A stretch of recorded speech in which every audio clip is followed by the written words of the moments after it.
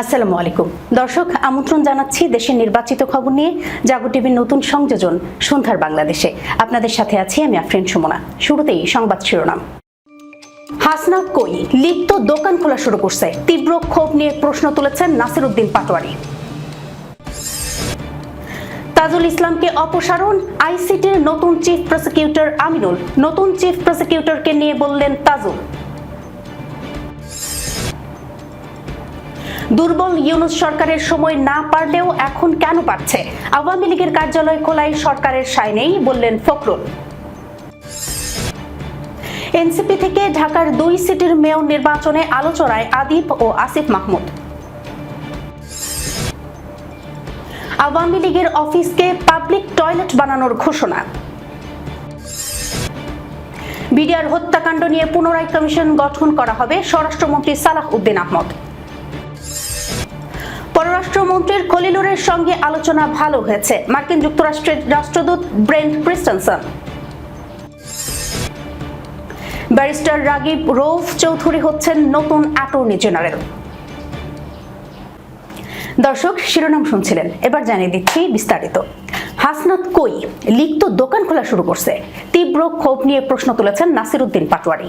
নিষিদ্ধ ঘোষিত আওয়ামী লীগের বিভিন্ন স্থানে পুনরায় রাজনৈতিক তৎপরতা ও কার্যালয় খোলার চেষ্টা নিয়ে তীব্র ক্ষোভ ও প্রশ্ন তুলেছেন জাতীয় নাগরিক পার্টির মুখ্য সমন্বয়ক নাসিরউদ্দিন পাটোয়ারি।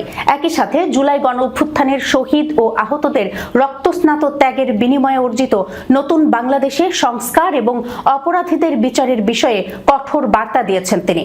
সকালে নিজের ভেরিফাইড ফেসবুক অ্যাকাউন্টে দেয়া এক পোস্টে তিনি এসব প্রসঙ্গের অবতারণা করেন। পোস্টে তিনি কুমিল্লা 4 আসনের নবনির্বাচিত সংসদ সদস্য ও এনসিপির মুখ্য সংগঠক হাসনাত আব্দুল্লাহকে ট্যাগ করে বর্তমান রাজনৈতিক পরিস্থিতির উপর আলোকপাত করেন। নাসিরউদ্দিন পাটোয়ারি তার পোস্টে লিখেছেন, হাসনাত আব্দুল্লাহ কই, লিপ্ত দোকান খোলা শুরু করছে, নির্বাচন তো হইল, এইবার সংস্কার আর বিচার হইবে। তার এই মন্তব্য থেকে স্পষ্ট যে আওয়ামী লীগের সাম্প্রতিক কিছু গোপন ও প্রকাশ্য তৎপরতা নিয়ে ছাত্র জনতার অভ্যুত্থানের কারিগরদের মধ্যে উদ্বেগ বাড়ছে। গণ অভ্যুত্থানের পর থেকে ফ্যাসিস্ট আওয়ামী লীগের অনেক কর্মকাণ্ডই সাধারণ মানুষের মনে ক্ষোভের সৃষ্টি করেছে। বিশেষ করে দেশের বিভিন্ন স্থানে তাদের দলীয় কার্যালয় খোলা বা রাজনৈতিকভাবে সক্রিয় হওয়ার প্রচেষ্টাকে শহীদদের রক্তের সাথে বেইমানি হিসেবে দেখছেন আন্দোলনকারীরা। নাসিরউদ্দিন পাটোয়ারির এই ফেসবুক স্ট্যাটাস সেই জন আকাঙ্ক্ষাকেই প্রতিধ্বনিত করেছে বলে মনে করছেন রাজনৈতিক বিশ্লেষকরা।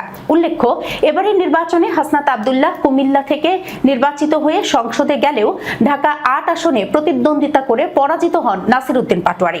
তবে নির্বাচনের ফলাফল যাই হোক না কেন, জুলাই অভ্যুত্থানের মূল চেতনা অর্থাৎ জুলাই হত্যাকাণ্ডের বিচার এবং রাষ্ট্রীয় কাঠামোর আমূল সংস্কারের দাবি থেকে যে তারা পিছু হটেননি, নাসিরউদ্দিনের এই পোস্ট তারই প্রমাণ বলে মনে করেন বিশ্লেষকরা।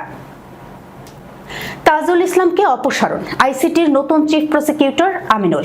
নতুন চিফ প্রসিকিউটরকে নিয়ে মুখ খুলছেন তাজুল। আন্তর্জাতিক অপরাধ ট্রাইব্যুনালের চিফ প্রসিকিউটর তাজুল ইসলামের পরিবর্তে অ্যাডভোকেট আমিনুল ইসলামকে নিয়োগ দিয়েছে সরকার।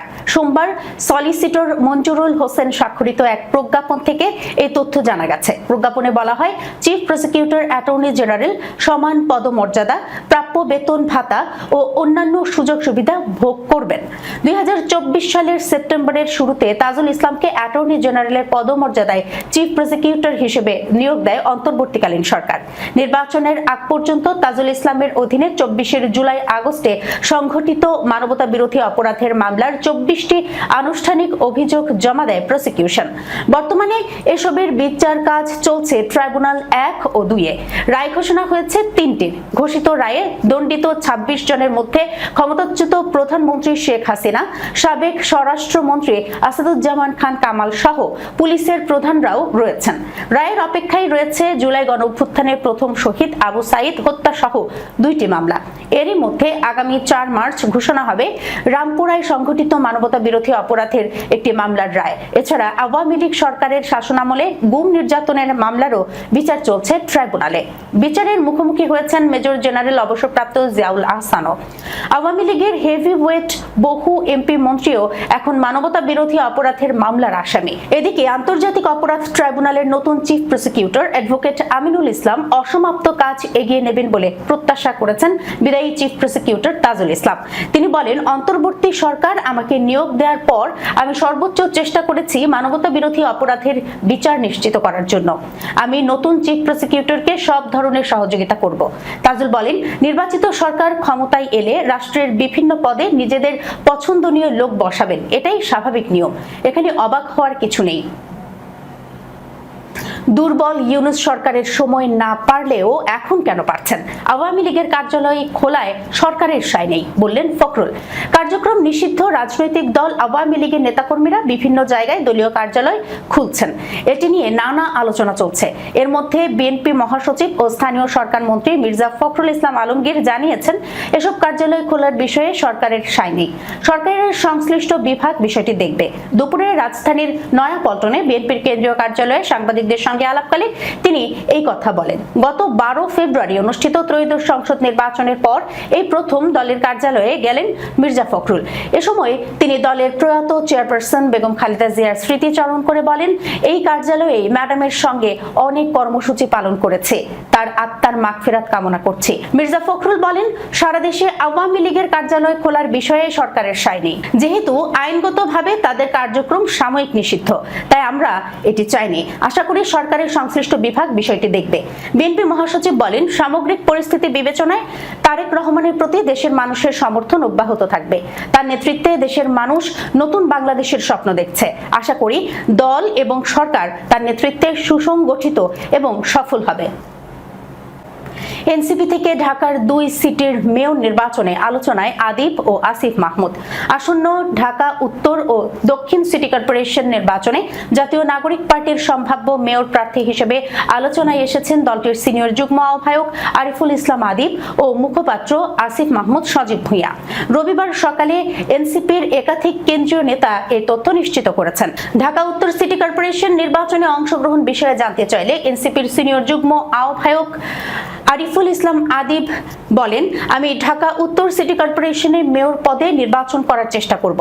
দলের প্রাথমিক আলোচনায় 2 সিটি কর্পোরেশনে আমি এবং আসিফ মাহমুদ আলোচনায় আছি, তবে এখনো চূড়ান্ত সিদ্ধান্ত হয়নি। সিদ্ধান্ত হলে দলের পক্ষ থেকে আমাদের আনুষ্ঠানিকভাবে জানানো হবে। জাতীয় নাগরিক পার্টির যুগ্ম মুখ্য সমন্বয়ক পদমর্যাদার এক নেতা নাম না প্রকাশ করার শর্তে বলেন, ঢাকার 2 সিটি কর্পোরেশন নির্বাচনের জন্য দলের প্রাথমিক আলোচনা হয়েছে।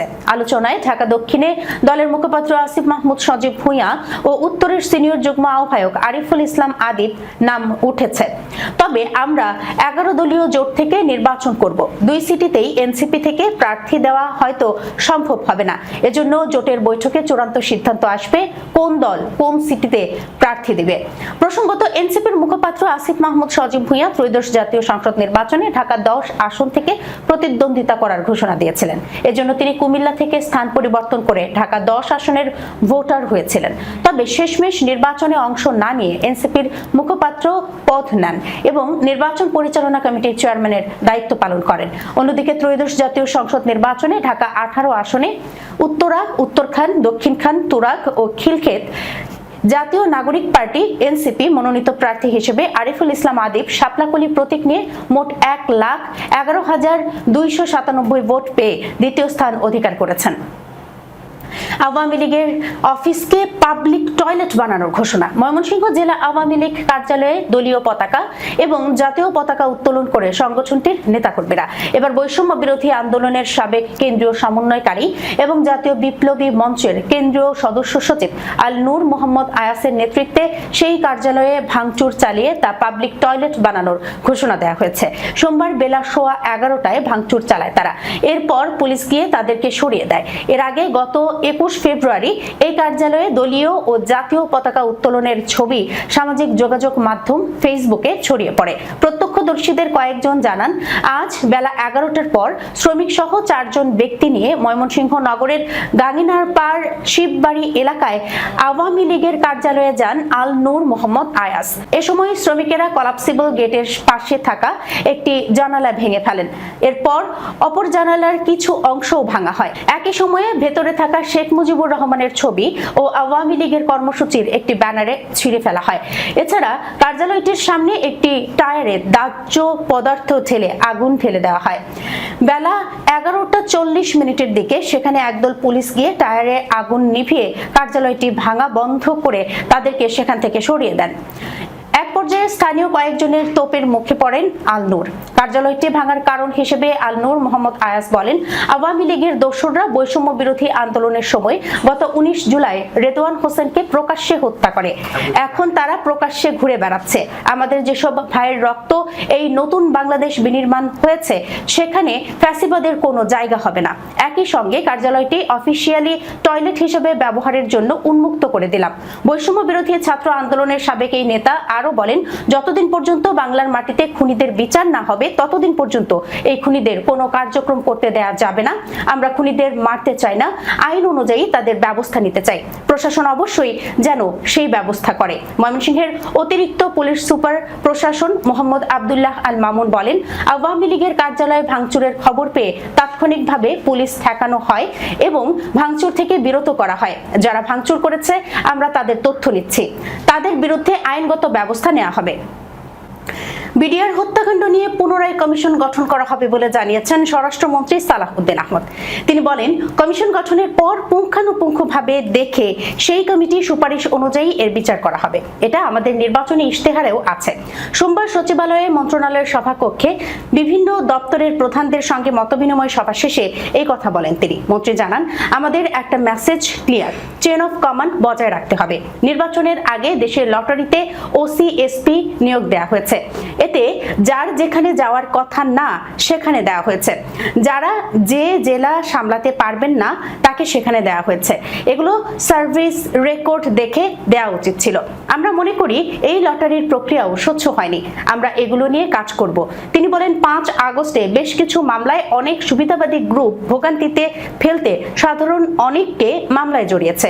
এগুলোর বিষয়ে পরীক্ষা নিরীক্ষা করে দেখা হবে। এই বিষয়ে নির্দেশ দেওয়া হয়েছে। এগুলো পরীক্ষা নিরীক্ষা করে রিপোর্ট দেওয়া হবে। এই কাজগুলো পুলিশ করবে। ঢাকায় নিযুক্ত মার্কিন যুক্তরাষ্ট্রের রাষ্ট্রদূত ব্রেন্ট ক্রিস্টেনসেন বলেছেন, পররাষ্ট্রমন্ত্রীর সঙ্গে ভালো আলোচনা হয়েছে। আমাদের দুই দেশকে আরো নিরাপদ, শক্তিশালী ও সমৃদ্ধ করতে একসঙ্গে কাজ চালিয়ে যেতে পেরে আমি আনন্দিত।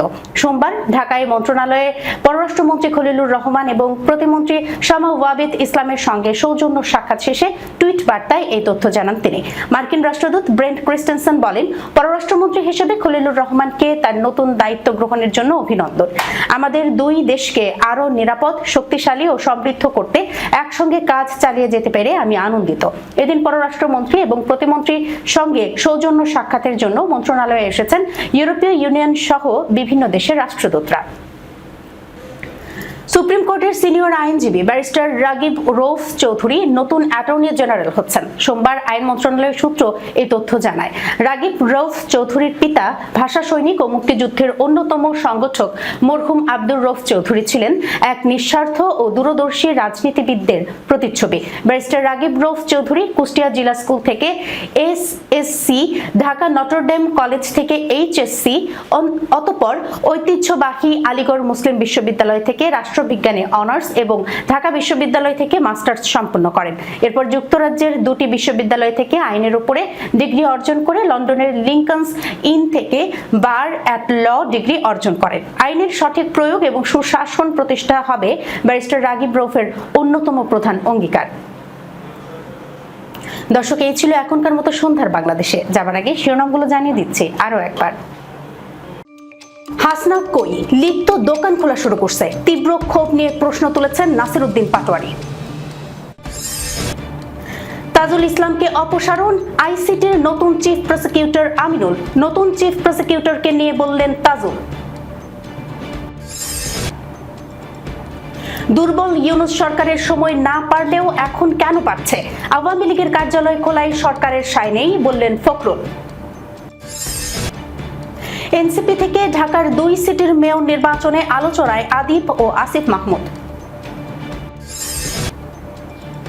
আওয়ামী লীগের অফিসকে পাবলিক টয়লেট বানানোর ঘোষণা। বিডিআর হত্যাকাণ্ড নিয়ে পুনরায় কমিশন গঠন করা হবে, স্বরাষ্ট্রমন্ত্রী সালাহউদ্দিন আহমদ। পররাষ্ট্রমন্ত্রীর খলিলুরের সঙ্গে আলোচনা ভালো হয়েছে, মার্কিন যুক্তরাষ্ট্রের রাষ্ট্রদূত Brent Christensen. Barrister Ragib Rauf Chowdhury হচ্ছেন নতুন অ্যাটর্নি জেনারেল। এখনকার মতো এই পর্যন্তই। এতক্ষণ পর্যন্ত যারা সঙ্গে ছিলেন সবাইকে ধন্যবাদ। আল্লাহ হাফেজ।